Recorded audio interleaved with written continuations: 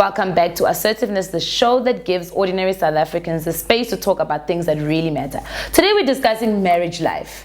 And, you know, as I said, the challenges of being married. And I think one of the biggest challenges is people getting to understand this idea of ilobola.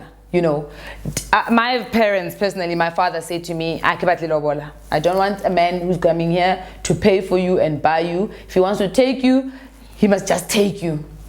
I also think it is because I'm a troubled child, you know, like maybe that's a bit of a problem child, but it's, you know. So did they pay lobola for you? Yeah, they did. And how does that make you feel, the fact that they've paid? Are you proud to say, my man paid ilobola for me? To me, honestly, it still doesn't count to anything, you understand?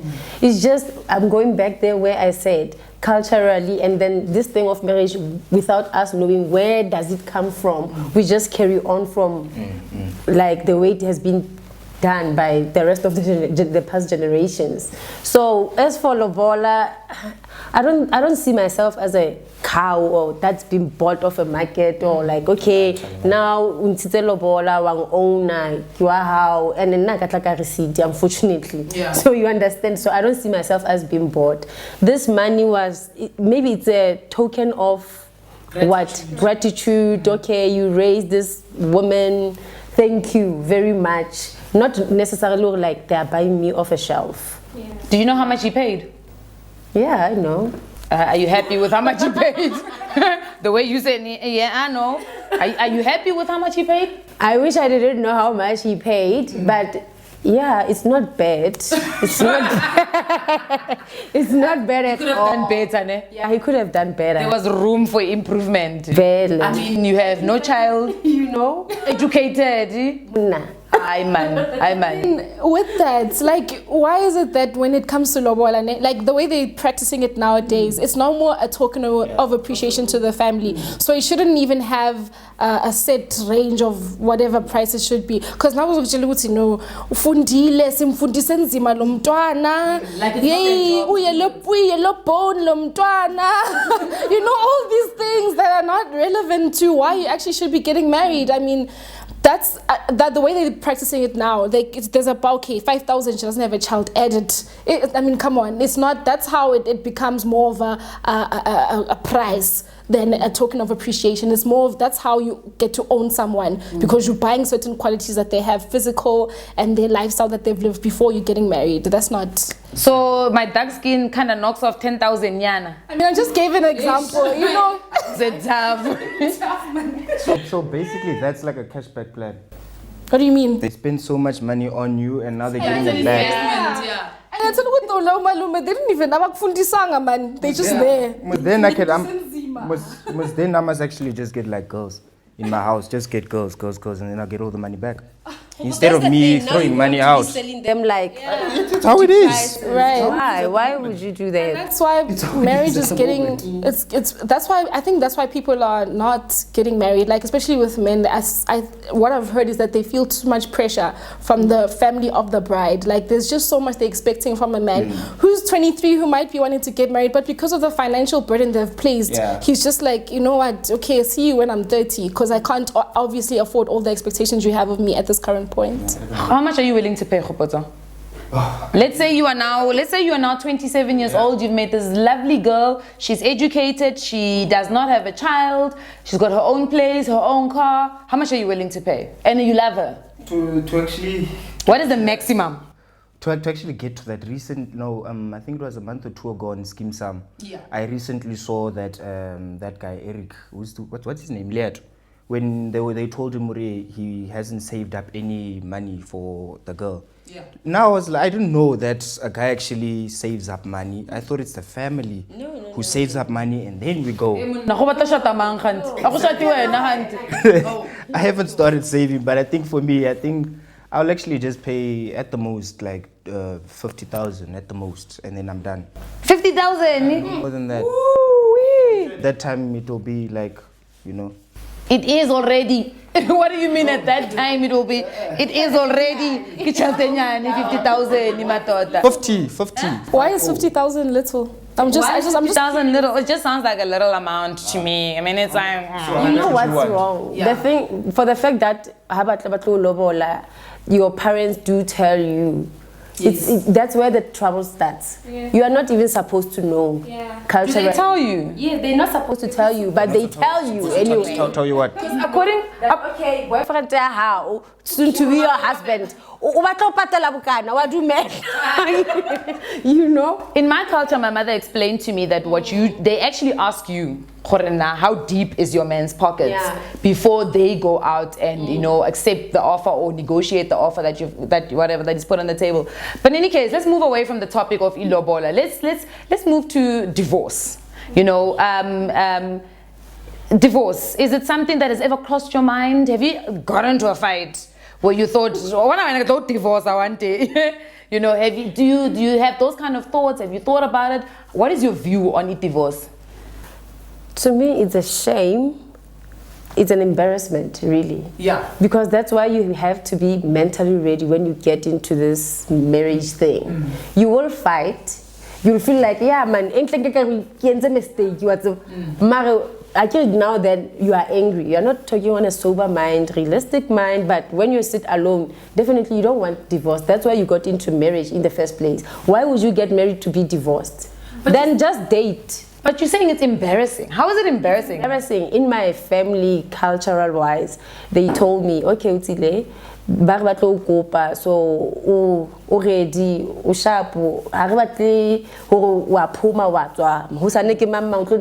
no, we are not about that.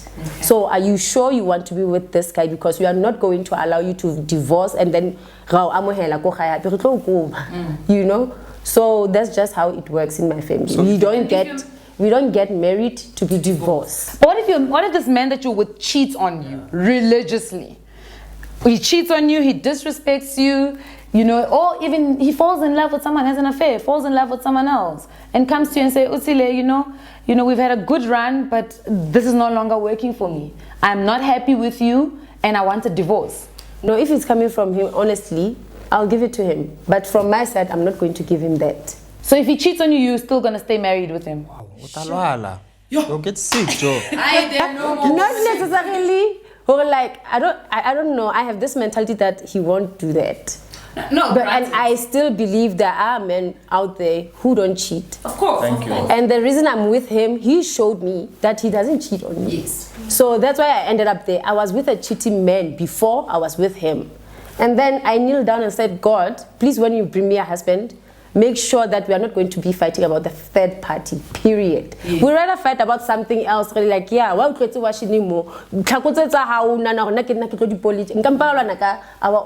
things. Little things. It mustn't be somebody else coming in. Yeah, no, period. So as I prayed and kneeled and he came and he proposed, I believe that definitely God provided me that. So I don't think of my husband cheating or whatsoever. He can go out all night. It doesn't even cross my mind or like he's out there doing something. As a woman, you will know when your man is cheating. You don't have to see him. You don't have to hear about rumor like, hey, no, you don't. You'll just know. I don't know. And if I would do that, I slap back. You slap back. You don't divorce. I don't divorce. You don't divorce. You slap back. Okay, no. I fully respect your opinion. That it's something that is within yourself. Would you divorce your husband if he cheats on you?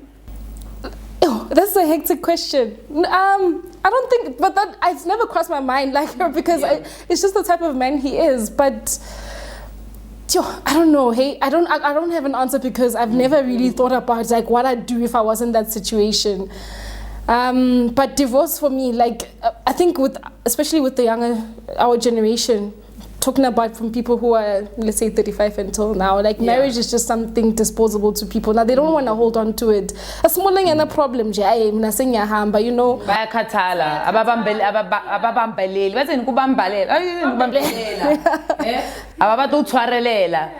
So you believe that people are letting go of marriage over small things? Trivial things.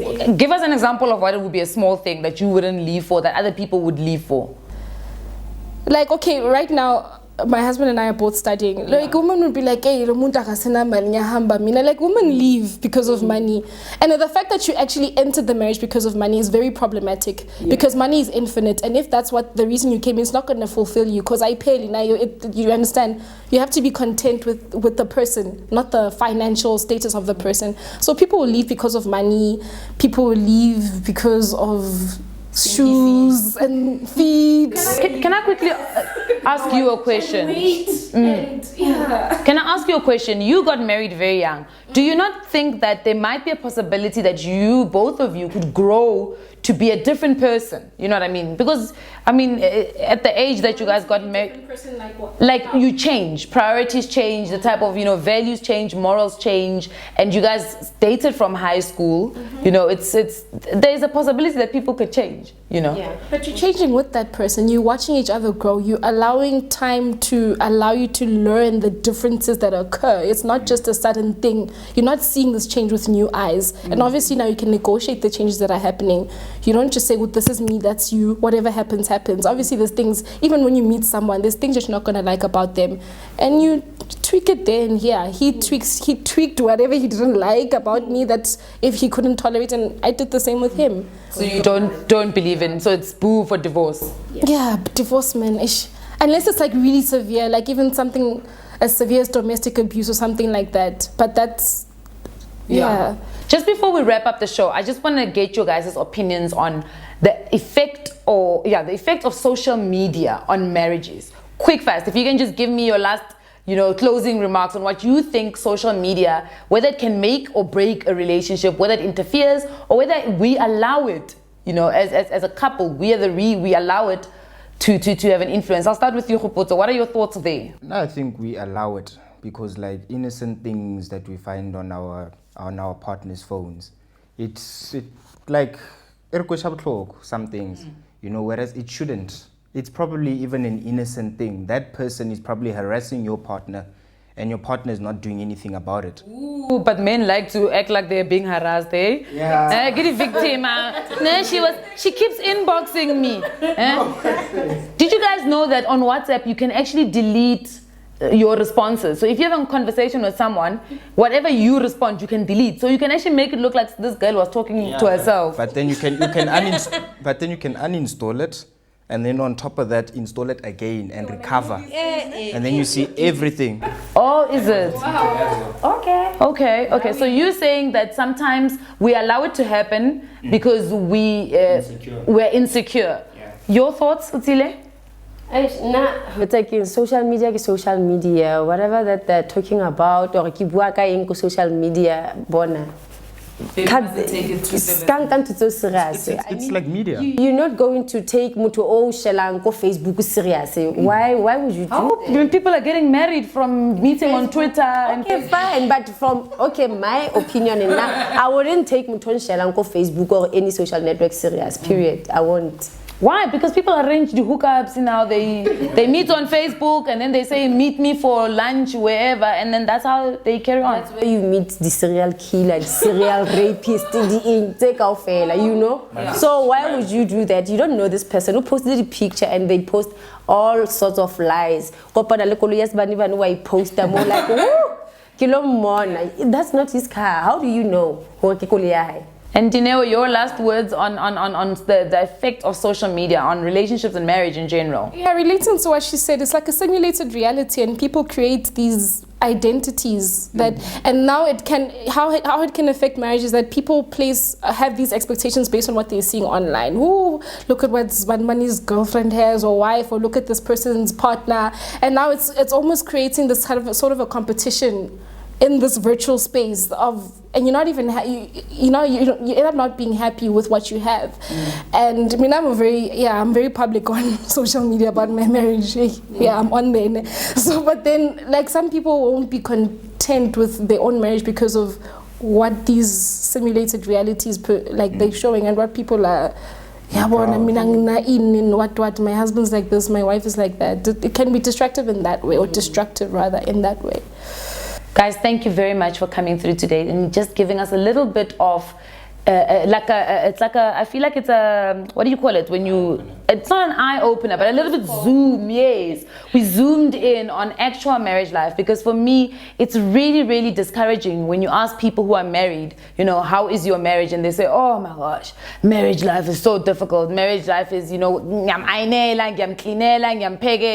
so it's nice to hear that there are people who are happily married, and as you guys said, nothing has really changed. You know, you're getting on with your life as it is. Kgopotso, we do say good luck to you when you do turn 25. We hope that you do get to a point where you would like to get married. And for those at home who joined us today, thank you very much for staying tuned in and watching the show with us. You know, speaking about marriage, it's an achievement for some women, and for some women it's not an achievement. We don't all want to get married, luckily. So if you know you are that person, please tell your uncles and aunts and mothers, and don't let them put you under pressure. Guys, thank you very much for coming through. You guys, what you guys have given us is like a little zoom, you know, into marriage life. And for us, that is, it's something great. It's not like coming and speaking to people who are single only. Hello, Kgopotso. We hope that by 25, when you do reach 25 and you've built up your career, you will be ready for marriage. For those at home who joined us today, we hope that you are sitting there and you're asking yourself the question of whether you are, first and foremost, whether you're a marriage material, because, you know, everybody wants to get married, but all they want is the wedding day. And then also, do you really want to get married? Do you have to get married? Because I do believe that not everybody would like to get married. Although it is very, very nice to have people on the show who are happily married, you know. It is very discouraging to sit with people, especially olden day people, where when you ask them, how is marriage? You know, it doesn't always have to be in Zima. It can also be flowers and fairies going up and down, and it's a great feeling. Guys, this is Assertiveness, the show that gives ordinary South Africans the space to talk about things that really matter. Do catch us on Facebook at Assertiveness, and on Twitter we are Assertiveness ZA. Signing out.